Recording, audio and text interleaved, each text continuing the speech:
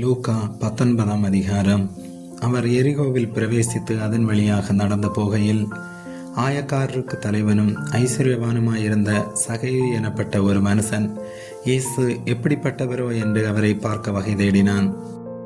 அவன் குள்ளனானபடியால் ஜனக்கூட்டத்தில் அவரை காணக்கூடாமல் அவர் போகும் வழியில் முன்னாக ஓடி அவரை பார்க்கும்படி ஒரு காட்டத்தி மரத்தில் ஏறினான்.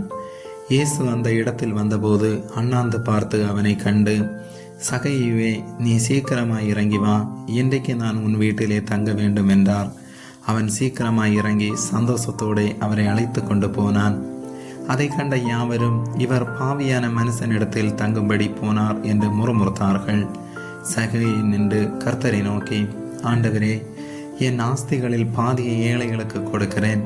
நான் ஒருவனிடத்தில் எதையாகிலும் அநியாயமாய் வாங்கினதுண்டானால் 4 தனியாக திரும்ப செலுத்துகிறேன் என்றான். இயேசு அவனை நோக்கி, இன்றைக்கு இந்த வீட்டுக்கு ரட்சிப்பு வந்தது. இவனும் ஆபிரகாமுக்கு குமாரனாய் இருக்கிறானே. இழந்து போனதை தேடவும் ரட்சிக்கவுமே மனுஷகுமாரன் வந்திருக்கிறார் என்றார். அவர்கள் இவைகளை கேட்டு கொண்டிருக்கையில் அவர் எருசலேமுக்கு சமீபித்திருந்தபடியினாலும் தேவனுடைய ராஜ்யம் சீக்கிரமாய் வெளிப்படும் என்று அவர்கள் நினைத்தபடியினாலும் அவர் ஒரு ஊமையை சொன்னார்.